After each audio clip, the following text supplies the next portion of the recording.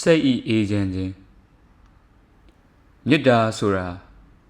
ပေးဆက်ခြင်းဖြစ်ပါတယ်သူတစ်ပါးပေါ်မှာမေတ္တာအများကြီးရှိရဆိုရင်အများကြီးပေးဆက်ဖို့လိုပါတယ်မေတ္တာဆိုတဲ့အရာမေတ္တာဆိုတာတတ္တဝါတွေကိုချမ်းသာစေခြင်းနဲ့စိတ်တဲ့သူတစ်ပါးအစဉ်ပြေစေဖို့စိတ်အာရုံကနေပြီးတော့ဆုတောင်းပေးတာမေတ္တာဖြစ်တယ်လို့သူတစ်ပါးစိတ်ချမ်းသာစေဖို့နှုတ်ကနေဆုတောင်းပေးတာဟာလည်းမေတ္တာဖြစ်ပါတယ်ဒါအပြင်သူတစ်ပါးအေးချမ်းစေဖို့ပျော်ရွှင်စေဖို့အခက်အခဲတွေကနေကင်းလွတ်စေဖို့အတွက်ကိုယ်တိုင်လိုက်ပါကူညီပေးတာဟာလည်းမေတ္တာပဲဖြစ်ပါတယ်မေတ္တာမှာမနောကံမေတ္တာရဲ့ဝစီကံမေတ္တာရဲ့ကာယကံမေတ္တာရဲ့ဆိုပြီးတော့၃မျိုးရှိပါတယ်မနောကံမေတ္တာဆိုတာစိတ်ဖြစ်ပွားများခြင်းပဲဖြစ်ပါတယ်အလွယ်ကူဆုံးပြောရမယ်ဆိုရင်ကျွန်တော်တို့တွေနေ့စဉ်မေတ္တာတွေကိုစိတ်နဲ့ပို့သနေတာမနောကံမေတ္တာဖြစ်ပါတယ်တတ္တဝါများအားလုံးဘေးမတိရမခကြပါစေနဲ့တတ္တဝါများအားလုံးစိတ်ချမ်းသာကိုယ်ကျန်းမာကြပါစေလူသားများအားလုံးကတ်ဆိုးအန္တရာယ်ဆိုးမှကင်းဝေးကြပါစေဆိုပြီးတော့စိတ်ထဲကနေပွားများတာဟာမေတ္တာဖြစ်တယ်လို့သူတစ်ပါးအစင်မပြေဖြစ်သွားမှာသူတစ်ပါးဒုက္ခရောက်သွားမှာကိုမလိုလားတဲ့စိတ်ဖြစ်ခြင်းဟာမေတ္တာပဲဖြစ်ပါတယ်ဝစီကံမေတ္တာဆိုတာနှုတ်ဖြစ်ပွားများခြင်းပဲဖြစ်ပါတယ်အယိုးရှင်ဆုံးပြောပြရမယ်ဆိုရင်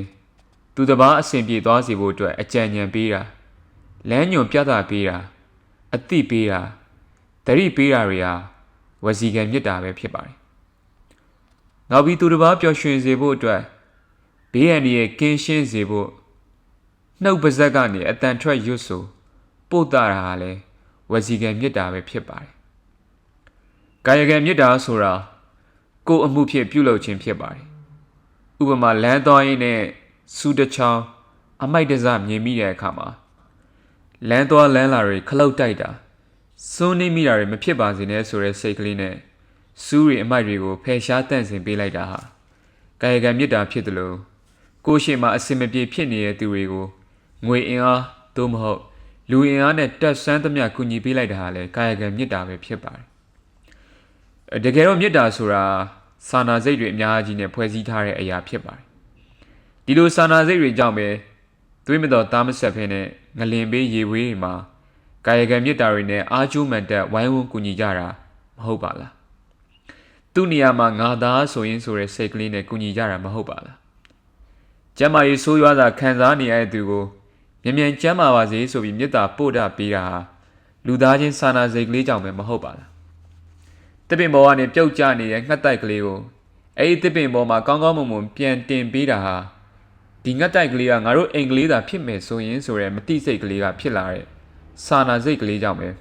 မဟုတ်ပါလားမေတ္တာချော်ရင်လုံးပါတယ်မေတ္တာထွင်းရင်နှွေးပါတယ်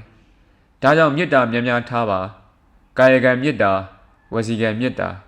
မနောကံမေတ္တာတွေကထားတတ်ရင်ထားတတ်တယ်လို့ကိုယ်ရန်ရောတစ်ဖက်လူကိုပါအေးချမ်းစေပါတယ်တနေ့ကိုအနည်းဆုံးတစ်ကြိမ်နှုံးနဲ့မနောကံမေတ္တာအနေနဲ့စိတ်ထဲကနေတရားဝါတွေကိုဆုတောင်းမေတ္တာပို့တာဖြစ်အောင်ပို့တာပါဝစီကံမေတ္တာအနေနဲ့နှုတ်ဖျားကနေသူတစ်ပါးအစဉ်ပြေစေဖို့အကြံဉာဏ်တွေပေးဖြစ်အောင်ပေးပါဒါမှမဟုတ်တရားဝါတွေကျမ်းမာချမ်းသာစေဖို့ဆောင်ရွက်ပါရွတ်ဆိုပါကာယကံမေတ္တာအနေနဲ့အစဉ်မပြေတဲ့သူတွေနဲ့တွေ့တဲ့အခါကူညီပေးလိုက်ပါမှတ်ထားပါနော်တနေ့ကိုအနည်းဆုံးတစ်ခါနှုံးနဲ့တရားဝါရီစီကနေပြီးတော့ကာယကံမေတ္တာဝစီကံမေတ္တာမနောကံမေတ္တာဆိုတဲ့မေတ္တာ၃မျိုးစလုံးကိုပေးပါစိတ်ကနေလည်းဆုတောင်းပေးပါနှုတ်ကနေလည်းဆုတောင်းပေးပါသူတစ်ပါးအစဉ်ပြေစေဖို့ကိုယ်တိုင်ကိုယ်ကြကူညီပေးပါနောက်ထပ်အရေးကြီးတာတွေတစ်ခုလည်းမှားချင်ပါသေးတယ်အဲကတော့ကိုယ့်ဘောမေတ္တာပေးတဲ့သူကိုမေတ္တာပြန်ပြီးတော့မပေးနိုင်ဘူးဆိုရင်တော့မစော်ကားမိပါစေနဲ့ကိုယ့်ကိုမေတ္တာတွေအများကြီးပေးတဲ့သူကိုကျေးဇူးတင်ဖို့မမေ့ပါနဲ့ကိုကလည်းမေတ္တာတွေအများကြီးပေးဖို့မမေ့ပါနဲ့မေတ္တာဆိုတာရောင်ပြန်ဟတ်တတ်ပါတယ်ကိုပေးလိုက်တဲ့မေတ္တာလက်ခံရရှိသူထံကနေပြန်လဲရောင်ပြန်ဟတ်ချင်မှဟတ်ပါလိမ့်မယ်ကိုဘက်ကမေတ္တာပေးပေမဲ့တစ်ဖက်လူကမေတ္တာပြန်မပေးတာတွေလည်းဖြစ်ကောင်းဖြစ်နိုင်ပါလိမ့်မယ်ဒါပေမဲ့မေတ္တာဆိုတာမျှော်လင့်ချက်နဲ့ပေးရတဲ့အရာမဟုတ်တာမို့တစ်ဖက်ကလည်းမေတ္တာပြန်မပေးလဲစိတ်ညစ်ညူးမသွားပါနဲ့မခံစားပါနဲ့ အဲ့လူကကိုယ့်ကိုမြစ်တာပြန်မပေးလဲကိုပေးလိုက်တဲ့မြစ်တာအတိုင်းကိုယ့်ကိုပြန်ပေးမဲ့သူတနေ့ကျရင်ပေါ်လာမှာဖြစ်တဲ့အကြောင်းဖုံဖုံတစ်ပါးရဲ့တရားတော်တစ်ခုမှာနာကြားမှုပါတယ်ဥပမာမမောင်ကအောင်မြစ်တာတွေပေးလိုက်ပေမဲ့အောင်စီကတော့မြစ်တာတွေပြန်ရခြင်းမှရမှာပါပြန်မရခြင်းလည်းမရနိုင်ပါဘူးဒါပေမဲ့အောင်ကိုပေးလိုက်တဲ့မြစ်တာအတိုင်းမမောင်စီကိုအောင်မဟုတ်တဲ့တခြားတစ်ယောက်ကတနေ့နေ့မှာပြန်ပေးမှာမလွဲရကံပါပဲတရားဝါရီအပေါ်မှာမြစ်တာထားဖို့မမေ့ပါနဲ့လူတစ်ယောက်နဲ့တစ်ယောက်ကခံနိုင်ရအားတွေမတူညီကြပါတချို့ကအော်ငေါက်လိုက်တဲ့ကိစ္စတွေမှာစိတ်ထဲဘာမှဖြစ်မသွားပေမဲ့တချို့တွေကတော့မျက်ရည်ကျရလောက်တဲ့အထိနာကျင်သွားတတ်ပါတယ်စူးအက်ကလေးတစ်ချောင်းဆိုပေမဲ့ဘူကောင်းတွေအတွက်တော့ဘဝပြတ်သွားသလိုမျိုးပေါ့တစ်ဖက်လူအတွက်ဘာမှမဟုတ်ပေမဲ့တစ်ဖက်လူအတွက်ကဘာပြိုမတက်social media မှာကိုက comment လေးတစ်ကြောင်မှတ်လိုက်ပေမဲ့အဲ့ဒီ comment လေးကြောင့်လူတစ်ယောက်ရဲ့ဘဝကြီးပြတ်သုံးမသွားနိုင်ဘူးလို့ပြောလို့မရပါဘူးနောက်ပြီးတော့ကိုပါဇက်ကနေစကားလေးနှစ်ခွန်းသုံးခွန်းထွက်လိုက်ပေမဲ့လည်းအဲ့ဒီစကားကြောင့်လူတွေရဲ့ဘဝတွေပြည့်စည်မသွားနိုင်ဘူးလို့ပြောလို့လည်းမရပါဘူးဒီခါတလေမှာကိုကဘာမှမဖြစ်တော့ပါဘူးလေဆိုပြီးတော့ပြုမှုလိုက်ပေမဲ့လည်းအဲ့ဒီအပြုမှုတွေကတစ်ဖက်လူရဲ့ဘဝကိုအကြီးအကျယ်ထိခိုက်သွားစေနိုင်ပါတယ်ဒါကြောင့်ကိုယ့်ရဲ့အပြုမှုတွေပေါ်မှာတတိရှိပါကိုကြောင့်သူတစ်ပါးထိခိုက်သွားမလားဆိုတာကိုအမြဲတွေးတောပြီးမှလုပ်ပါလူတစ်ယောက်နဲ့တစ်ယောက်ဟာဒဏ်ရာချင်းတူရင်တော့နာကျင်မှုချင်းမတူညီတတ်ကြတာကိုသတိရပါဒီလောက်လေးပြောရတဲ့အဲ့ဒီလောက်တောင်ဖြစ်သွားစီရလားဆိုတာမျိုးတွေလည်းမပြောမိအောင်အထူးကျူးဆိုင်ပါကျွန်တော်တို့တွေကတစ်ယောက်နဲ့တစ်ယောက်ကြီးပြင်းမှုပုံစံတွေကလည်းမတူညီကြသလိုစိတ်ခံစားချက်တွေကလည်းမတူညီကြပါဘူးတချို့တွေအတွက်အော်ငေါက်လိုက်တဲ့ကိစ္စတွေကဟာတာတစ်ခုတသာဆိုပေမဲ့တချို့တွေအတွက်ကတော့မျက်ရည်ကျရလောက်အောင်အထိနာကျင်ခံစားသွားရတတ်ပါတယ်လူတချို့အတွက်အသေးကွဲတာဘာမှမဟုတ်ပေမဲ့တချို့လူတွေတော့တေလောက်အောင်နာကျင်ကြရတာမဟုတ်လားစူးအလေးတစ်ချောင်းကတန်တုံးတန်ငဲကြီးတွေအတွက်တော့ဘာမှမဟုတ်ပေမဲ့နူးညံ့လုံးနဲ့ပါးလွာလုံးနဲ့ဘူကောင်းလေးတွေအတွက်တော့ဘဝပြတ်သွားရတယ်မဟုတ်လားကို့အတွက်ကကြက်ဥလေးတစ်လုံးဆိုပေမဲ့ကြက်မကြီးအတွက်ကတော့သူတိတ်ချရတဲ့သားတစ်ကောင်ပဲမဟုတ်လားကို့အတွက်ပတ်စံကြက်3000ကဘာမှမဟုတ်ပေမဲ့မရှိတဲ့သူတွေအတွက်တော့ထမင်းတနက်စာမဟုတ်ပါလားကို့အတွက်တန်မိုးမရှိဘူးလို့ထင်ရတဲ့အရာတွေကတစ်ဖက်လူအတွက်ဘဝနဲ့ချီပြီးတော့အဖိုးတန်နေတတ်တယ်ဆိုတော့သတိထားပါဟိုးရှေးခါတော့ကအားကိုးရမယ့်ဆွေမျိုးလည်းမရှိငွေကြေးဥစ္စာလည်းလုံးဝမရှိရဲ့ဆင်းရဲသားအဖိုးတရားဟာရွာတရွာမှာနေထိုင်တဲ့အဖိုးမှသူ့ရဲ့စားဝတ်နေရေးအတွက်နွားမကြီးတစ်ကောင်သာရှိပြီးတော့အဲ့ဒီနွားမကြီးကနေထွက်တဲ့နို့ရည်တွေကိုနေ့စဉ်ရောင်းချပြီးတော့အသက်မွေးဝမ်းကြောင်းပြုရတယ်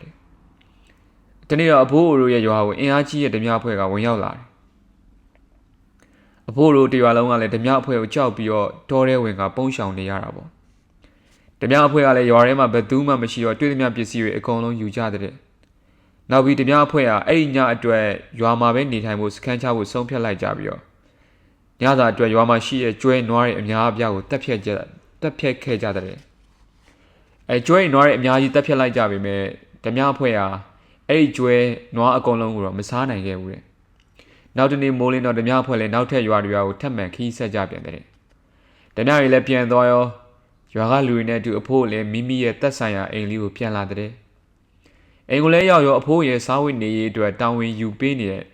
နွားမကြီးအသက်ခံထားရတာကိုမြင်တွေ့လိုက်ရတဲ့အခါမှာတော့အဖိုးတရားကပင်ပန်းဆင်းရဲကြည့်သွားချုံပွဲချငိုကြွေးလိုက်တဲ့အိမ်ညဓမြတွေတက်ဖြတ်ပြီးတော့မစားဖြစ်လိုက်တဲ့အထဲမှာအဖိုးရဲ့နွားကလေးလည်းပါသွားခဲ့ပါတယ်ဓမြတွေအတွက်တော့နွားကလေးတစ်ကောင်ကမစားဖြစ်ပဲပုံနေတဲ့ဟင်းစားတစ်ခွက်ဆိုပေမဲ့လည်းပဲအဲ့ဒီအဖိုးအတွက်တော့ဘွားကြီးတစ်ခုလုံးပါဓမြတွေအတွက်နွားကလေးတစ်ကောင်ကိုတက်ဖြတ်လိုက်တာဘာမှမဟုတ်ဘူးဆိုပေမဲ့အဖိုးအတွက်တော့ဘွားကြီးတစ်ခုလုံးပျက်စီးသွားရတာမဟုတ်ပါလားလက်တွေ့ဘဝမှာလည်းဒီလိုပါပဲကျွန်တော်တို့အတွက်ဘာမှမဟုတ်တဲ့အရာဟာတပားသူအတွက်သူတစ်ပါးအတွက်အများကြီးအဖိုးတန်နေတတ်ပါတယ်ကို့အတွက်အပျော်တွဲကျင်စရာကောင်မလေးတယောက်ဆိုပေမဲ့အဲ့ဒီကောင်မလေးဟာသူ့ရဲ့မိဘတွေအတွက်တော့အဖိုးတန်လေးမဟုတ်ပါလားသူကကို့အတွက်တော့ဘာမှမဟုတ်တဲ့အောက်ခြေဝန်ထမ်းဆိုပေမဲ့အဲ့ဒီဝန်ထမ်းလေးဟာသူ့မိသားစုရဲ့စားဝတ်နေရေးအတွက်အားကိုးအားထားရမဟုတ်ပါလားအနေအမြင့်သဘောတွေကိုနားလဲပါကျွန်တော်တေဘေးအနေနဲ့တခုနဲ့ကြုံတွေ့ခဲ့ရဘူးတယ်ဘဝရဲ့ထိတ်လန့်မှုကြောက်ရွံ့မှုတွေကအကြောက်ရွံ့ဆုံးနဲ့အထိတ်လန့်ဆုံးအခိုက်အတန့်လို့ပြောရင်လည်းမမှားဘူးပေါ့ 28ရက်3လ2025ရက်နေ့ကအကြောင်းကိစ္စတစ်ခုကြောင့်ကျွန်တော်စကိုင်းမြို့မှာရှိနေခဲ့ပါတယ်။အဲ့ဒီနေ့မှာမထင်မှတ်ဘဲနဲ့ငလျင်ကျန်းတွန်းစွာလှုပ်ခတ်ခဲ့ပါတယ်။ကျွန်တော်ကစကိုင်းမြို့မှာပညာရေးတက္ကသိုလ်တက်ခဲ့ပြီးတော့စကိုင်းမြို့ကငလျင်တွေနဲ့မကြာခဏတော့ကြုံကြိုက်ဖူးပါတယ်။ဒါပေမဲ့ဒီလောက်ကျန်းမယ်လို့လည်းမထင်ထားခဲ့ပါဘူး။အဲ့ဒီနေ့ကငလျင်လှုပ်တော့ကျွန်တော်ကအဆောက်အုံတစ်ခုရဲ့ဒုတိယထပ်မှာရှိနေတာဖြစ်ပြီးတော့ငလျင်ကကျန်းလို့တော့လူကရိမ့်ရိုင်ပြီးတော့လဲကျသွားခဲ့ပါတယ်။ဘယ်လောက်ချင်ချင်ခဏနေငလင်ကရက်တန့်သွားမှာပါလေဆိုတဲ့အတွေးတွေကိုတွေးထားပြီးတော့ဘေးမှာရှိနေတဲ့ဇပွဲရဲ့ခြေထောက်တိုင်လေးတစ်ခုကိုကင်ကငလင်ရက်တန့်သွားမယ့်အခြေအနေကိုစောင့်နေခဲ့ပါတယ်။အဆောက်အုံကြီးပြိုကျသွားလောက်အောင်အထိလှုပ်ခတ်သွားလိမ့်မယ်လို့ကျွန်တော်မထင်ထားမိသလိုကျွန်တော်နဲ့အနီးနားမှာရှိနေတဲ့သူတွေကလည်းထင်မထားကြပါဘူး။ငလင်ကစာနာစိတ်ကင်းမဲ့စွာနဲ့လုံးဝရက်တန့်ခြင်းမရှိဘဲနဲ့ဇက်တိုက်လှုပ်ခတ်နေတော့ကျွန်တော်ရှိနေတဲ့အဆောက်အုံကကျွတ်လို့၃ချိန်မြည်ပြီးတော့တစ်ဖက်ကိုစောင်းကပြိုကျသွားခဲ့ပါတယ်။အောက်ထပ်လုံးကမြေအောက်ထဲကိုကျုံဝင်သွားခဲ့ပြီမြဲလေကျွန်တော်ရှိနေတဲ့အထက်ကတော့မှန်ကွဲတာလေကားတွေပြုတ်ကျတာညနေကျတွေပြုတ်ကျရပဲဖြစ်သွားခဲ့ပါတယ်။ဒါပေမဲ့ကျွန်တော်တို့အဆောက်အုံထဲမှာပိတ်မိနေတော့မှကျွန်တော်တို့ရဲ့အပေါ်ထက်ကထပ်ပြီးတော့မီးလောင်ခဲ့ပြန်ပါတယ်။ဘောမှာအခုပြန်ပြောရင်အခုပြန်ပြီးကြောက်ရတဲ့အခိုက်အတန့်တစ်ခုပါပဲ။အရင်လဲကြောက်ခဲ့ပါတယ်တေခြင်းတရားနဲ့နဖူးတွေ့ဒူးတွေ့ကြောင်ရတော့ဘဝမှာကြောက်စရာအကောင်းဆုံးကတေခြင်းတရားပါလားလို့တွေးလိုက်မိရဲ့အခြေအနေပါပဲအဲ့ဒီအချိန်မှာဖုန်းဆက်မယ်လို့တော့ဖုန်းကလည်းဖုန်းဆိုင်မှာအပ်ထားခဲ့မိပါတယ်အောက်ထက်ကမြေထဲကိုကျွံပြီးတော့ဝင်ခဲ့တယ်အပေါ်ထက်ကမီးတွေလောင်နေတယ်ကျွန်တော်မှလွတ်လန်းမရှိတော့လောက်အောင်ပါပဲတခဏတည်းလှုပ်သွားတဲ့ငလင်ကတဘောကပြိုလဲသွားခဲ့ရပါတယ်ကြောက်ရွံ့စိတ်ထိတ်လန့်စိတ်တွေနဲ့ရောထွေးနေခဲ့ပေမဲ့ကျွန်တော်ရုတ်တရက်တော့ငါမသိသေးဘူးငါအပြင်ကိုထွက်ရမယ်ဆိုတဲ့အတွေးလေးတစ်ချက်ဝင်သွားပြီးတော့အပြင်ထွက်ဖို့ကြိုးစားခဲ့ပါတယ်ဖနက်ကမပါမှန်ခွဲသားတွေပေါ်ကနေခြေပလာနဲ့သွားလာခဲ့ပေမဲ့ပြိုပြက်နေတဲ့အရာတွေကြားကနေတိုးဝေပြီးတော့အသက်လူထွက်ပြေးခဲ့ရပေမဲ့ကျွန်တော်ရဲ့စိတ်ကအသက်ရှင်တန်မှုကိုသာအယုံဆိုင်အာယုံရှိနေခဲ့ရပါအဆောင်ရဲ့အပြင်ကိုရောက်ပြီးတော့ကြောင်းမှုတွေကိုလွတ်ချလိုက်တော့မှကျွန်တော်ခြေထောက်တွေမှာအလွန်နာကျင်နေမှန်းသိခဲ့ရပါတယ်ကြည့်လိုက်တော့ခြေထောက်ကမှန်ခွဲသားတွေရှာပြီးတော့သွေးတွေထွက်နေခဲ့တာ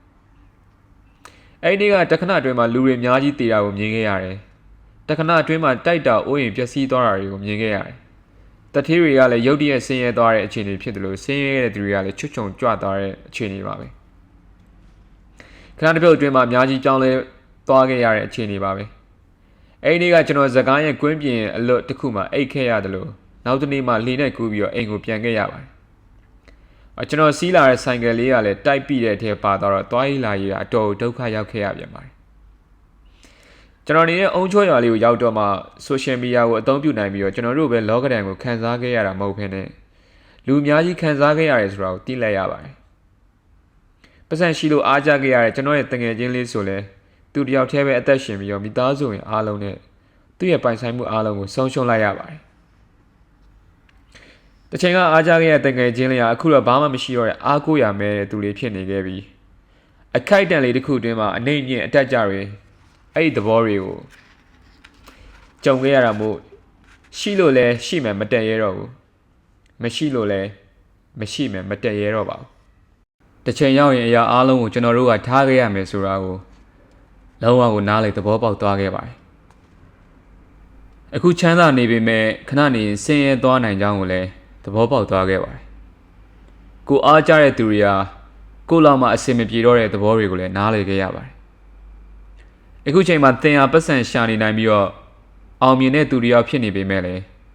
နောက်တစ်ချိန်မှာသူများကြွေးမှစားရမယ့်ဘဝကိုရောက်သွားနိုင်တယ်ဆိုတာကိုလည်းနားလည်သဘောပေါက်ပါလူတွေဟာဘယ်တော့မှအတက်တစ်ခုတည်းရှိနေမှာမဟုတ်ဘဲနဲ့အကြဘက်ကိုရောက်သွားနိုင်တယ်ဆိုတာကိုနားလည်ထားပါပစ္စည်းဥစ္စာရှိလို့ထောင်လွှားနေတဲ့စိတ်ကိုချိုးနှိမ်ထားလိုက်ပါရုပ်ရည်လှပလို့ထောင်လွှားနေတဲ့စိတ်ကိုချိုးနှိမ်ထားလိုက်ပါယာရုရှိလို့ထောင်လွှားနေတဲ့စိတ်ကိုချိုးနှိမ်ထားလိုက်ပါအောင်မြင်နေလို့ထောင်လွှားနေတဲ့စိတ်ကိုလည်းချိုးနှိမ်ထားလိုက်ပါအခုချိန်သင်ဟာအတက်ဘက်ကိုဥတီနေပေမဲ့တစ်ချိန်မှာအကျဘက်ကိုဥတီနိုင်ပါတယ်လောကကြီးမှာအတက်အကျသဘောတွေရှိတာမို့တက်နေချိန်မှာလည်းစိတ်ကောင်းထားပါကြနေချိန်မှာလည်းစိတ်ကောင်းထားပြီးတော့ကြိုးစားပါတဘာဝဘေးဒုက္ခအန္တရာယ်တွေနဲ့ကြုံတွေ့ရခြင်းမှာကင်းဝေးကြပါစေမာနကိုဖျားလို့မကိုးကွယ်မိပါစေနဲ့ မာနဆိုတဲ့စကားကကြားလို့လည်းမကောင်းတယ်လို့ထားလို့လည်းမကောင်းပါဘူးမာနဆိုတာကိလေသာလူတွေကဘလောက်ချမ်းသာဘလောက်ယာရုကြီးဘလောက်ပဲပစ္စည်းဥစ္စာတွေပေါ်မျက်လုံးလေးနှလုံးမမိတ်ခင်ပဲပိုင်ဆိုင်မှုတွေရှိရာမျက်လုံးလေးနှလုံးမိတ်သွားတာနဲ့တပြိုင်တည်းသူ့အိမ်ပေါ်တော့ကြမထားတော့ပါဘာကျုပ်ဆရာတော်ဖရာကြီးလူတွေမှာမရှိမာနနဲ့ရှိမာနဆိုပြီးတော့ကျွန်တော်နှစ်မျိုးရှိပါတယ်ပတ်စံရှိရသူယာရုရှိရသူဂုံ dress ရှိရသူပစ္စည်းဥစ္စာရှိရသူတွေကတော့ရှိမာနလေးထားကြပြီးတော့ပတ်စံမရှိရသူယာရုမရှိရသူပစ္စည်းဥစ္စာမရှိရသူတွေကြတော့လေမရှိမာနလေးတွေထားကြပြန်ရှိရသူကြတော့လေရှိမာနလေးကြောင့်တိတ်ပြီးတော့ကြီးကျယ်ကြတယ်မရှိရသူတွေကြတော့လေမရှိမာနလေးကြောင့်အစိတ်ပြင်းကြတယ်တကယ်တော့မာနဆိုတာကြားလို့လည်းမကောင်းတယ်လို့ထားလို့လည်းမကောင်းပါဘူးကိုရီးယားဆရာတော်ဦးဝိစိတ်တာကမာနဆိုတာကိလေသာပဲဆိုပြီးတော့ဟောကြားခဲ့ပူပါတယ်မာနကကိုလည်းပူလောင်စေတယ်လို့ကိုယ့်ဘေးမှာရှိရတဲ့သူတွေကိုပါပူလောင်စေပါတယ်ကျွန်တော်နာကြားခဲ့ပူတဲ့ကိုရီးယားဆရာတော်ရဲ့တရားတော်တွေကလူတွေကတေဆုံးသွားတဲ့အခါမှာကြက်တကောင်လောက်တောင်မှတန်ဖိုးမရှိဘူးဆိုတဲ့စကားလေးကိုပြန်လဲကြားအောင်မိပါတယ်လူတွေကမာနတွေထောင်လွှားကြပိုင်ဆိုင်မှုတွေပေါ်ဂုံမောက်ကြနဲ့တဏှာမှာယဉ်မှုနေကြတယ်တနေ့သူတို့တေဆုံးသွားခဲ့ရင်ကြက်တကောင်လောက်တောင်တန်ဖိုးမရှိတော့တဲ့အဖြစ်ကိုသူတို့မတွေးမိကြဘူးကြက်တကောင်တေဆုံးသွားခဲ့လို့ကြက်ပိုင်ရှင်ကတစ်ဖက်ဘေးအိမ်ကိုတေဆုံးသွားတဲ့ကြက်ကလေးပေးလိုက်မယ်ဆိုရင်အဲ့ဒီဘေးအိမ်ကချက်စားလို့ရတဲ့ကြက်ကလေးပေးတယ်ဆိုတဲ့အတွေးနဲ့အားရဝမ်းသာစွာနဲ့လက်ခံပြီးတော့ကျေးဇူးတင်နေမှာပဲဆိုပေမဲ့တေဆုံးသွားတဲ့သူကိုဘေးအိမ်ကိုပေးလိုက်မယ်ဆိုရင်ယွန်ရှာဆက်ဆုပ်ဖွယ်ရာအာတုဘကောင်ကြီးပေးတယ်ဆိုပြီးတော့ဆဲဆူကျိန်းပေါက်မှာမလွဲရကန်ပါမတိတုံးလေးခဏတော့တန်ဖိုးကြီးပြီးတော့တင်ဘာမှအဖိုးမတန်တာကြီးကိုဘာကြောင့်မာနတွေထောင်လွှားပြီးတော့ကြီးကျယ်လုံနေမှာပါလဲနော်တေသွားခဲ့ရင်ကိုကကြက်ကလေးတကောင်မပြောနဲ့အမိုက်တစားလောက်တော့တန်ဖိုးမရှိတော့တာမို့မာနထောင်လွှားရတာကြီးကျယ်လုံနေရတွေကိုရက်တန့်ပါအမြဲနှိမ့်ချပြီးတော့နေထိုင်ပါဘယ်သူအတွက်ကြောင့်မှစိတ်မစင်းရဲခြင်းဘယ်သူကိုမှစိတ်ဒုက္ခမပေးမိပါစေနဲ့တဲ့ကိုကြောင့်သူတစ်ပါးဒုက္ခမရောက်စေနဲ့ကိုကြောင့်သူတစ်ပါးဒုက္ခမရောက်စေခြင်းမူဆိုရင်ကိုကျင့်သီလကိုထိမ့်သိမ်းဆောင်ရှောက်ပါကိုကျင့်သီလဆိုတာသူတစ်ပါးကိုဒုက္ခမပေးတဲ့အလုပ်ပါပဲဘာမုခရုပ်ဆရာတော်ဖရာကြီးဟိုးရှိခါတော့ငါတရိษံချစ်တက်လုံးနဲ့မိဖုရားကြီးတစ်ပါးရှိတဲ့အဲ့ဒီမိဖုရားကြီးကနေ့စဉ်နေ့တိုင်းသူ့ရဲ့ဥယျာဉ်တော်တွေကိုသွားပြီးတော့ငှက်ကလေးတွေတချင်းဆိုတဲ့မြောက်ကလေးတွေအော်ရည်တဲ့တခြားတရိษံလေးတွေရဲ့သွားလာလှုပ်ရှားဟန်လေးတွေကိုအမြဲကြည့်ရှုခံစားမိတဲ့မိဖုရားကြီးကတရိษံချစ်တက်သူပြီးတရိษံလေးတွေနဲ့အတူရှိနေရရင်အလွန်ကိုစိတ်ချမ်းသာနေရတဲ့တရိษံချစ်တက်တဲ့မိဖုရားကြီးရဲ့ဥယျာဉ်တော်ထဲမှာတခြားတရိษံတွေအပြင်အော်ငှက်ကလေးတွေလည်းနေထိုင်ကြတဲ့အဲ့ဒီအော်ငှက်ကလေးကအစာမရှာနိုင်တော့တဲ့မိခင်အိုကြီးကိုကျွေးမေးပြုစုနေတဲ့ငှက်လိမ်မလေးတစ်ကောင်လည်းဖြစ်နေတာပေါ့ကွယ်အဲ့ဒီအော်ငှက်ကလေးကမိခင်ကိုကျွေးမွေးပြုစုစောင့်ရှောက်တဲ့သူဖြစ်တာကြောင့်သူဟာချစ်ခင်သူပေါများတဲ့အပြင်သူ့ရဲ့အတန်ဟာလည်းတခြားအော်ငှက်ကလေးတွေထက်ပိုပြီးတော့တာယာနာပျော်ဝဲကောင်းတဲ့တနေ့တော့မိဖုရားကြီးကဥယျာဉ်တော်ထဲမှာအနားယူနေချိန်မှာလိမ်မာတဲ့အော်ငှက်ကလေးရဲ့တာယာနာပျော်ဝဲသချင်းဆိုတဲ့လေးကိုကြားလိုက်ရတဲ့အဲ့ဒီအော်ငှက်လေးရဲ့အတန်ဟာမိဖုရားကြီးရဲ့ဘဝတစ်လျှောက်မှာနားထောင်ခဲ့ဘူးခဲ့တဲ့တေးဂီတတန်တွေထွက်ပို့ပြီးတော့တာယာနာပျော်ဝဲကောင်းတဲ့အော်ငှက်ကလေးရဲ့ချိုမြလွန်တဲ့တေးတန်ကိုမိဖုရားကြီးကအမြဲနားထောင်လို့တာကြောင့်ငှက်ကလေးကိုသူ့စီဖမ်းခေါ်ခဲ့ဖို့အဆောင်တွေကိုအမိန်ပေးလိုက်တယ်ဒီလိုအမိန်ပေးတဲ့ကိုအော်ငှက်ကလေးကြတော့ငှက်ကလေးကသူ့ကိုဖမ်းတော့မယ်ဆိုတဲ့အတွေ့အကြုံနဲ့ထွက်ပြေးတဲ့ငှက်ကလေးကလည်းထွက်ပြေးတာကြောင့်အဆောင်တွေကလည်းဒီငှက်ကလေးကိုမှမဖမ်းနိုင်ရင်မိဖုရားကြီးအမျက်တော်ရှမှာကိုစိုးရင်ပြီးတော့ထွက်ပြေးနေတဲ့ငှက်ကလေးရဲ့တောင်ပံကိုမြားနဲ့ပစ်ပြီးတော့ဖမ်းတဲ့ဒါပေမဲ့ပြစ်လိုက်တဲ့မြားကတောင်ပံကိုမမှန်ပဲနဲ့ဂျက်ကောင်းကိုမှန်ပြီးတော့ငှက်ကလေးကနေရာမှာတင်ပွဲချင်းပြီးဆုံးသွားခဲ့တယ်ငှက်ကလေးဆုံးပါသွားခဲ့တာကြောင့်အဆောင်တွေကတခြားအော်ငှက်တကောင်ကိုရအောင်ဖမ်းပြီးတော့မိဖုရားကြီးကိုဆက်တာလိုက်တယ်မိဖုရားကြီးကလည်းအဲ့ဒီငှက်ကလေးကိုဘေးမှာခေါ်ထားပြီးတော့ငှက်ကလေးတွေရဲ့တေးတံတွေကိုအမြဲနားထောင်ရင်းနဲ့နေ့ရက်တွေကိုပျော်ရွှင်စွာဖြတ်တန်းသွားပါတော့တဲ့ပုံပြင်ကလေးကတော့ဒါပါပဲဒီပုံပြင်လေးထဲမှာမိဖုရားကြီးကအော်ငှက်ကလေးရဲ့တေးတံကိုအမြဲနားထောင်လို့တဲ့စိတ်တစ်ခုတည်းနဲ့ငှက်ကလေးကိုဖမ်းခန်းလိုက်ပေမဲ့သူ သူ့ကြောင့်ဘဝတစ်ခုဆုံးရှုံးရသွားရဲဆိုတော့သူ့ဘဝတစ်လျှောက်လုံးမတိသွားခဲ့ပါပထမဘဝတစ်ခုကတော့လိမ္မာတဲ့ငှက်ကလေးရဲ့ဘဝပါသူ့ရဲ့လိုချင်တက်မှတ်မှုကြောင့်ငှက်ကလေးတည်ဆုံးသွားခဲ့ရပါတယ်ဒုတိယဘဝတစ်ခုကတော့ငှက်ကလေးရဲ့မိခင်ပါငှက်ကလေးမရှိတော့ဘူးဆိုတော့ငှက်ကလေးရဲ့မိခင်ကိုဘယ်သူကအစာရှာဖွေကျွေးမင်းမှာပါလဲငှက်ကလေးတည်ဆုံးသွားတာကိုသိပြီးတော့ငှက်ကလေးရဲ့မိခင်ဘယ်လောက်ထိကဘာပြက်အောင်ခံစားနေရမလဲငှက်ကလေးမရှိတော့တဲ့နောက်ပိုင်းမှာငှက်ကလေးရဲ့မိခင်ကလည်းပဲအစာငှက်ပြီးတော့တည်ဆုံးသွားနိုင်ပါတယ်တကယ်လည်းပြန်စဉ်းစားကြည့်မယ်ဆိုရင်လိမ္မာတဲ့ငှက်ကလေးနဲ့သူ့ရဲ့မိခင်ဘဝတွေမကပါမိဖုရားကြီးရဲ့အနီးမှာရှိတဲ့အုပ်ဝငှက်ကလေးနဲ့သူ့ရဲ့နောက်ဆက်တွဲအခြေအနေတွေလည်းရှိကျင်ရှိနေအောင်ပါမိဖုရားကြီးတို့တော့ငှက်ကလေးရဲ့တေးတန်ဟာဘဝနဲ့ချီပြီးတော့အရေးမကြီးပေမဲ့ငှက်ကလေးတွေကတော့ဘဝတွေပြတ်သွားခဲ့ကြရပါတယ်မိဖုရားကြီးကြောင့်ငှက်ကလေးတွေဒုက္ခရောက်ကြရတယ်တေဆုံးကြရတယ်ဒါကိုမိဖုရားကြီးကတော့သိမယ်မထင်ပါဘူးဒီလိုသူ့ကြောင့်ငှက်ကလေးတွေဒုက္ခရောက်သွားလိမ့်မယ်လို့လည်းတွေးမိလိုက်မယ်မထင်ပါဘူးဒီလိုပါပဲကျွန်တော်တို့ဘဝတွေမှာလည်းကျွန်တော်တို့မသိလိုက်ခင်မှာပဲကျွန်တော်တို့ကြောင့်ဒုက္ခရောက်သွားတဲ့သူတွေရှိကောင်းရှိနေနိုင်ပါတယ်တိတိကြီးနဲ့လည်းကျွန်တော်တို့ကြောင့်ဒုက္ခရောက်တဲ့သူတွေရှိနေနိုင်ပါတယ်ဘယ်လိုပဲဖြစ်နေပါစေကိုကြောင့်သူတစ်ပါးဒုက္ခမရောက်စေဖို့တတိလေးကပ်ပြီးတော့နေထိုင်ဖို့လိုအပ်ပါတယ်သူတစ်ပါးကိုဒုက္ခပေးရင်ကိုယ့်စီကိုလည်းဒုက္ခတွေရောက်လာတဲ့ဆိုတာကျွန်တော်တို့မှာသိမှတ်ထားဖို့လိုပါတယ်ဖျားဟောထားတဲ့ဝတ်ဆိုတဲ့အကြောင်းကိုကျွန်တော်တို့ကောင်းစွာနားလည်ထားဖို့လည်းလိုပါတယ်ကိုယ်ကိုယ်တိုင်ဒုက္ခမရောက်ချင်သူတစ်ပါးကိုဒုက္ခမပေးတဲ့ကြောင့်သိမှတ်ထားဖို့လိုပါတယ်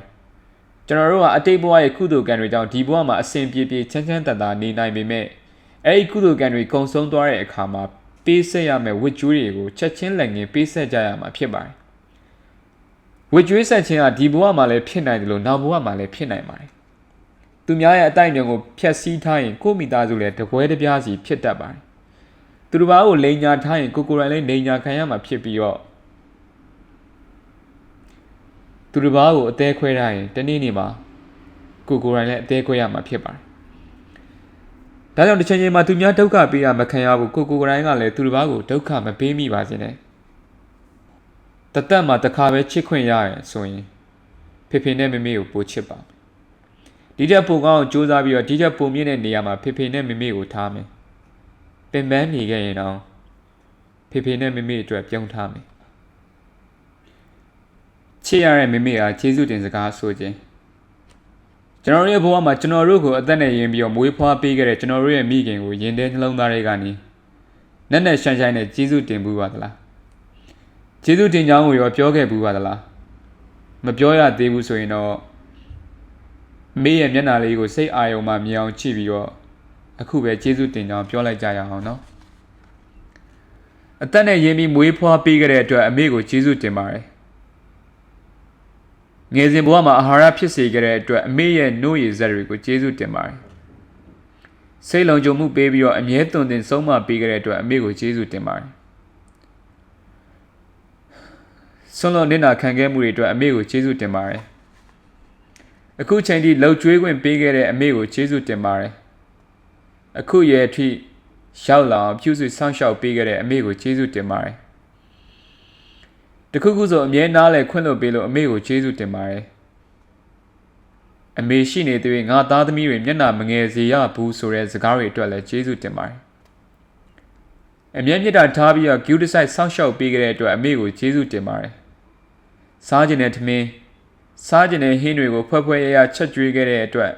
ချစ်ရတဲ့အမေကိုကျေးဇူးတင်ပါတယ်အရန်ခက်ခဲတဲ့အခြေအနေတွေကိုကြော်လွှားနိုင်ဖို့ခွန်အားတွေပေးခဲ့တဲ့အမေကိုကျေးဇူးတင်ပါတယ်စားစားရရချစ်ရတဲ့အမေကိုကျေးဇူးတင်ပါတယ်ကျေးဇူးတင်ပါတယ်ကျေးဇူးတင်ပါတယ်အခုလိုကျေးဇူးတင်စကားလေးကိုအိယာဝင်ကားနည်းနဲ့အိယာထချိန်တွေမှာရွတ်ဆိုကြည့်ပါမိမိအပေါ်မှာမကျေနပ်တဲ့စိတ်တွေရှိနေကြတယ်ဆိုရင်လည်းအဲ့ဒီစိတ်တွေကိုဒီစာသားလေးရွတ်နေတဲ့အချိန်ကနေစပြီးတော့ဖယ်ရှားလိုက်ပါကြွေးကျေးဇူးမရှိခဲ့ရင်တော့မွေးကျေးဇူးရှိုံနဲ့အမေကိုကျေးဇူးတင်သင့်နေပြီမို့လို့ဒီစာလေးကိုအမြဲရွတ်ဆိုဖို့တိုက်တွန်းပြရစီ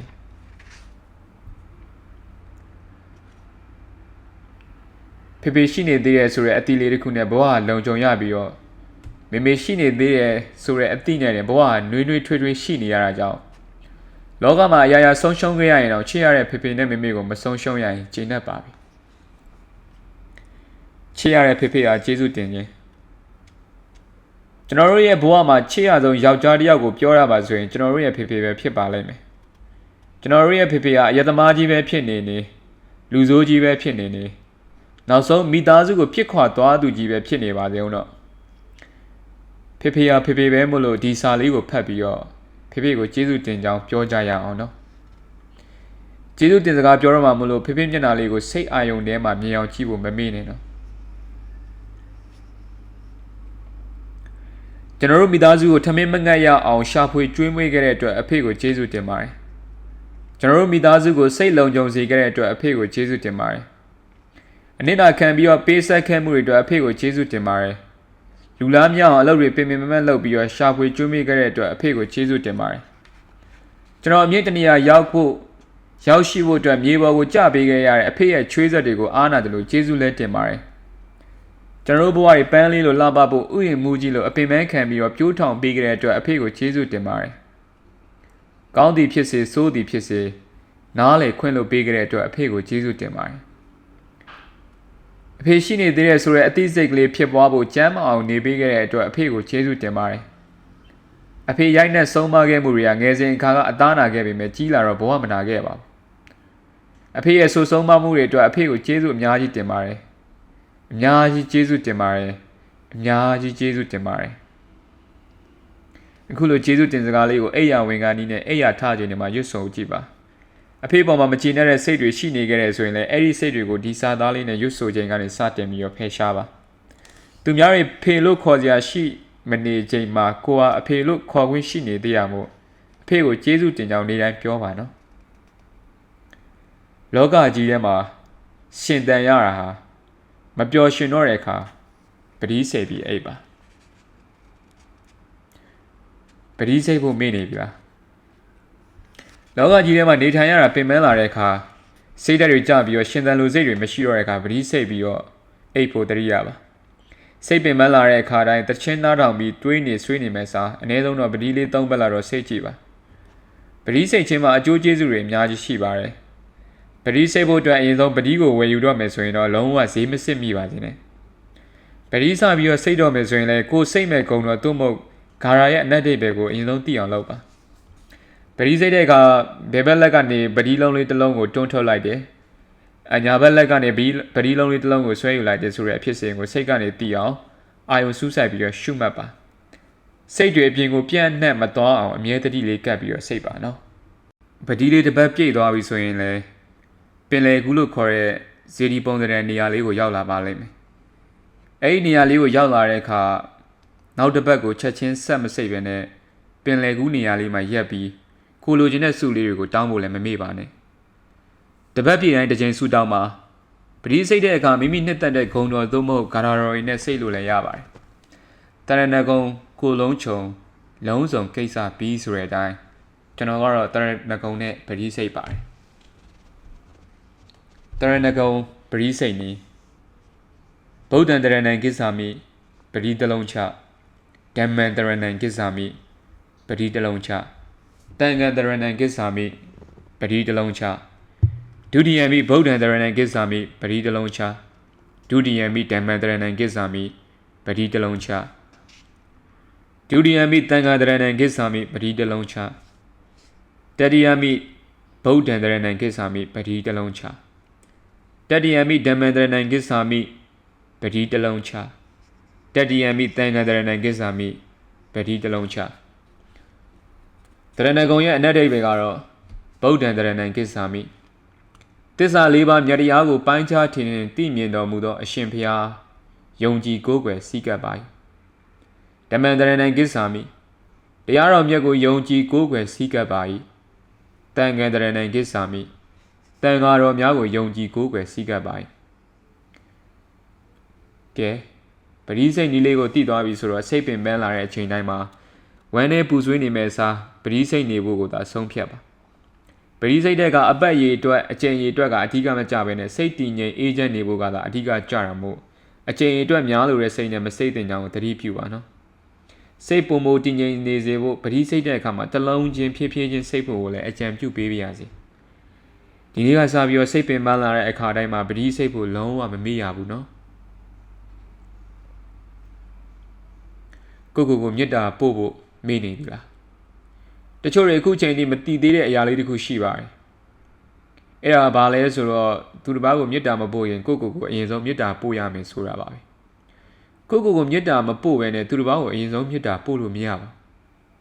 ဘူးကိုအရင်ဆုံးမေတ္တာမပို့ဘဲနဲ့သူတစ်ပါးကိုမေတ္တာပို့မိမယ်ဆိုရင်ကိုယ့်ရဲ့အတွင်းစိတ်ထဲမှာမေတ္တာဓာတ်တွေဖြစ်မနေနိုင်ပါဘူးမိမိကိုမေတ္တာပို့ရမယ်ဆိုရင်အရင်ဆုံးမိမိရဲ့မျက်နှာအသွင်ပြင်လေးကိုစိတ်အာရုံမှာမြင်အောင်ကြည့်ပါပြင်ပနောက်ရှက်တွေကိုမေ့ထားပါကိုယ့်ရဲ့စိတ်အာရုံထဲမှာကိုယ့်ရဲ့မျက်နှာအသွင်ပြင်တစ်ခုတည်းသာရှိနေရပါပြီးရင်ကိုမေတ္တာပို့လို့ရပါပြီအရှင်ဖေဟာတပည့်တော်သည်ဘဝတန်တရားမှအစ၍ယခုချိန်ထိမဖြစ်မားထိုက်သောပုဂ္ဂိုလ်တို့ပေါ်ကာယကံဝစီကံမနောကံတဘာဝသောကံတို့ဖြင့်ပြစ်မှားမိသည်ရှိခဲ့သောထိုအဖြစ်တို့မှအမြဲဆုံးကင်းလွတ်ငြိမ်းပါစေဖျားဖျားတပည့်တော်သည်အပယ်၄ပါးကတ်၃ပါးရက်ပြည့်၈ပါးရန်သူမျိုး၅ပါးဝိပဿနာတရား၄ပါးပြဿနာတရား၅ပါးတို့မှာအခါခတ်သိမ်းကင်းလွတ်ငြိမ်း၍မတ်တရားဖို့တရားနိဗ္ဗာန်တရားတော်မြတ်ကိုရပါလို့၏အရှင်ဖျားဖျားတပည့်တော်သည်ယနေ့အချိန်မှစ၍စိတ်ဤချမ်းသာခြင်းကိုဤကျမ်းမာခြင်းနဲ့ပြည့်စုံပါစေ။တောလျာလာလျာခလုံးမထိစူးမညီပဲနဲ့ဘေးအန္တရာယ်အသွယ်တို့မှလည်းလွတ်မြောက်နိုင်ပါစေ။ဖျားတပည့်တော်ခံစားနေရသောဝမ်းနည်းပူဆွေးမှုများသည်လည်းယနေ့မှစ၍ပပျောက်ပြီးတော့ဖျားတပည့်တော်ဘဝအမြဲဆုံးပျော်ရွှင်အေးချမ်းရပါစေဖျား။ဖျားတပည့်တော်ကိုချစ်တော်သူများမုန်းတော်သူများသည်လည်းယနေ့မှစ၍စိတ်ချမ်းသာပါစေကိုကျမ်းပါပါစေ။ဖျားတပည့်တော်ကိုအချိန်ချင်းစိတ်ဆင်းရဲစေသူများသည်လည်းအေးချမ်းကြပါစေပျော်ရွှင်ကြပါစေဘုရားတပည့်တော်ကိုစောင့်ရှောက်ကြကုန်သောနတ်မြတ်နတ်အကောင်းနတ်အပေါင်းတို့သည်လည်းစိတ်ဤချမ်းသာခြင်းကိုယ်ဤကျမ်းမာခြင်းနှင့်ပြည့်စုံပါစေတပည့်တော်ယနေ့မှစ၍မကောင်းသောပုဂ္ဂိုလ်ဒုက္ခပေးတတ်သောပုဂ္ဂိုလ်တို့နှင့်ကင်းဝေးရပါစေဘုရားတပည့်တော်သည်ယခုချိန်မှစ၍စိတ်ဆင်းရဲမှုတွေကင်းဝေးပြီးတော့ကောင်းစွာအိပ်စက်နိုင်ပါစေကောင်းစွာနေထိုင်နိုင်ပါစေကောင်းစွာစားသောက်နိုင်ပါစေဘုရားတပည့်တော်ယနေ့မှစ၍သူတော်ကောင်းတို့နှင့်သာတွေ့ဆုံပြီးတော့သူယုတ်မာတို့နှင့်ကင်းဝေးပါစေဘုရားတပည့်တော်နှင့်ပတ်သက်ဆက်ဆက်သောပုဂ္ဂိုလ်များထိုပုဂ္ဂိုလ်တို့နှင့်ပတ်သက်ဆက်ဆက်သောတရားဝါများသည်လည်းကျမ်းမာကြပါစေချမ်းသာကြပါစေဘုရားတပည့်တော်ကြုံတွေ့ခံစားနေရသောယောဂဝေဒနာများရှိခဲ့ပါကလည်းအမြင့်ဆုံးသက်သာပျောက်ကင်းရပါလို့အရှင်ဘုရားဘုရားတပည့်တော်ကြောင့်မြည်သူတဦးတယောက်များဒုက္ခမရောက်ကြပါစေနဲ့ဘုရားဘုရားတပည့်တော်သည်လည်းမြည်သူကြောင့်မှဒုက္ခမရောက်ပါစေနဲ့ဘုရားဘုရားတပည့်တော်ပြုလုပ်ခဲ့သောကောင်းမှုကုသိုလ်အဆုစုတို့သည်ဘုရားတပည့်တော်၏မိဘဘုရားတပည့်တော်၏မိတ်ဆွေတငယ်ချင်းဘုရားတပည့်တော်၏ချစ်သူနှင့်တကွတရားဝါများအားလုံးရရှိခံစားရပါစေဘုရားဘဝအဆက်ဆက်သူတော်ချင်းသူတော်မြတ်သူတော်ကောင်းများပို့သခဲ့သောကောင်းမွန်သောဆုတောင်းမြတ်တာများကိုဘုရားတပည့်တော်ခံယူပါ၏ဘုရားထိုဆုတောင်းမြတ်တာများကြောင့်ဘုရားတပည့်တော်၏ဘဝအေးချမ်းရပါလို့၏ကျမ်းမာရပါလို့၏ချမ်းသာရပါလို့၏ဘုရားမနက်ခင်းအိယာထမျက်နှာတစ်ချိန်နဲ့ညပိုင်းအိယာဝင်ချိန်တိုင်းဗုဒ္ဓံတရဏံကိစ္ဆာမိဓမ္မတရဏံကိစ္ဆာမိတန်ခါတရဏံကိစ္ဆာမိဆိုပြီးတော့အရင်ဆုံးတဏ္ဍကုံတီးပါတရဏဂုံတီးပါအဲ့နောက်မှာကိုမေတ္တာပို့တာပါအိယာဝင်ချိန်အိယာထနဲ့စိတ်ပင်ပန်းလာတဲ့အချိန်တိုင်းမှာကိုမေတ္တာပို့ပေးဖို့မမေ့ပါနဲ့နော်မိဘကိုပဲဖြစ်ဖြစ်ချစ်သူကိုပဲဖြစ်ဖြစ်ကိုချစ်ရတဲ့သူဘယ်သူကိုမဆိုတတိရတဲ့အခါမေတ္တာပို့ပါမေတ္တာဆိုတာပို့တာရဲ့ကိုယ်လည်းအေးချမ်းရတယ်လို့မေတ္တာပို့တာခြင်းခံရတဲ့တစ်ဖက်လူလည်းငြိမ်းချမ်းရပါတယ်တတိရတဲ့အခါမေတ္တာပို့ပါတတိယတိုင်းမေတ္တာပို့တတ်တဲ့အကျင့်လေးကိုမွေးမြူထားပါကိုချစ်ရတဲ့မိဘကိုတတိယလိုပဲဖြစ်ဖြစ်ကိုတငယ်ချင်းကိုတတိယလိုပဲဖြစ်ဖြစ်ကိုရဲ့ချစ်သူကိုတတိယလိုပဲဖြစ်ဖြစ်မပိုင်ဆိုင်ခဲ့ရတဲ့တစုံတဦးကိုတတိယလိုပဲဖြစ်ဖြစ်တည်ဆုံးသွားတဲ့တိရစ္ဆာန်လေးကိုပဲတတိယလိုပဲဖြစ်ဖြစ်တတိယတိုင်းမေတ္တာပို့ပါမေတ္တာဆိုတာတစ်ဖက်လူကိုကိုယ့်ထက်ပိုပြီးတော့အစဉ်ပြေစေခြင်းတဲ့သဘောဖြစ်ပါတယ်တစ်ဖက်လူအစဉ်ပြေစေဖို့ပျော်ရွှင်ဖို့ဘေးရန်ရဲ့ကင်းရှင်းဖို့အတွက်အမြဲစိတ်ဆန္ဒဖြစ်နေရကိုမေတ္တာလို့ခေါ်ပါတယ်မေတ္တာပို့ရဲဆိုတာလည်းတစ်ဖက်လူကံကောင်းခြင်းတွေရောက်လာဖို့ကျမ်းမာချမ်းသာဖို့အတွက်ဆုတောင်းပေးတာဖြစ်ပါတယ်မေတ္တာပို့ရမယ်ဆိုရင်ကျွန်တော်တို့တွေကစိတ်ကိုလွတ်ချထားဖို့လိုပါတယ်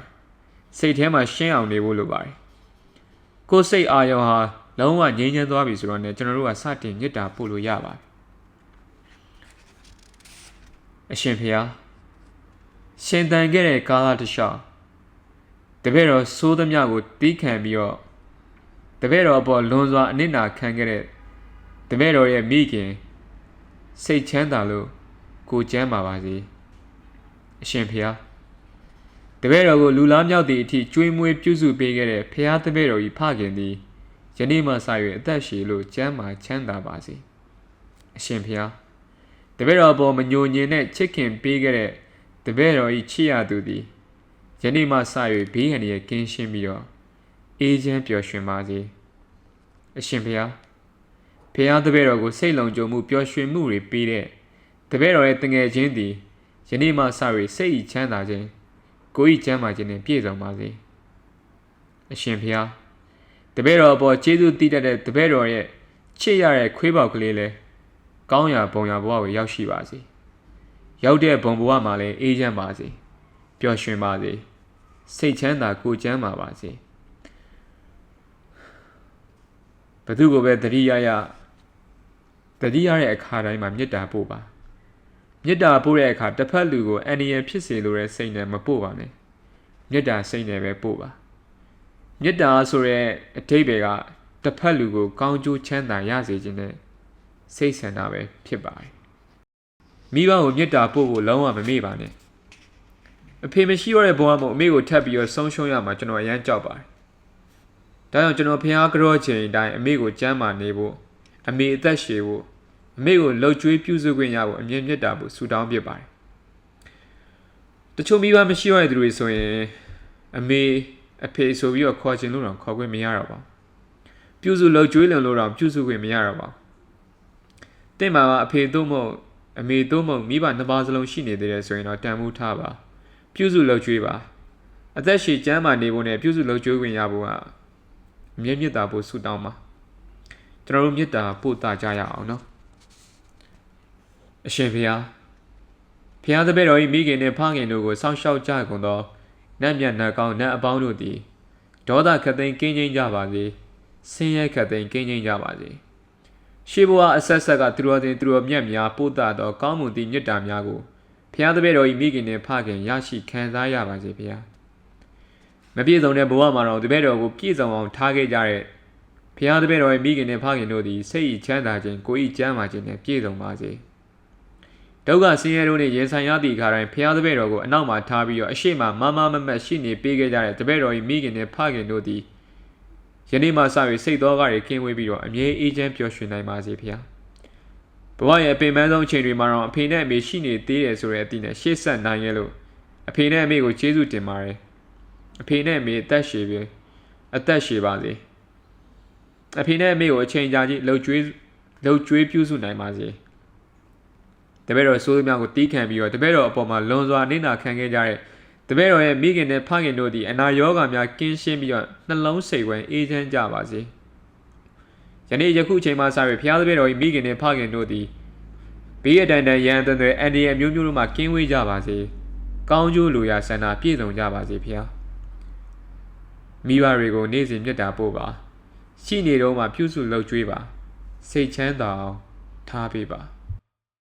ဆင်ပေးခဲ့တဲ့တဦးတယောက်ချင်းဒီတိုင်းကိုကျေးဇူးအထူးပဲတင်ရှိပါတယ်ယခုဖတ်ပြပေးခဲ့တာကတော့ဆရာတော်ရာမင်းရေးသားထားတဲ့တတိယရတဲ့အခါမေတ္တာပို့ပါဆိုတဲ့စာအုပ်ထဲကအပိုင်း၄ပိုင်းရှိရတဲ့ကအပိုင်းတစ်ဖြစ်တဲ့စိတ်ချမ်းသာစိတ်အေးချမ်းစေဖို့ဆိုတဲ့ပရမပိုင်းလေးပဲဖြစ်ပါတယ်နောက်ရက်ဒီမှာလည်းတခြားသောကြပြတွေစာတွေကိုဖတ်ပြပေးဦးမှာဖြစ်လို့ကျွန်တော်ရဲ့ channel လေးကို like and subscribe လုပ်ထားခဲ့ပေးဖို့လည်းမြတ်တာရက်ခံလိုပါတယ်အားလုံးကိုကျေးဇူးအထူးပဲတင်ရှိပါတယ်နောက်ရက်တွေမှာပြန်တွေ့ပါဦးမယ်ခင်ဗျာ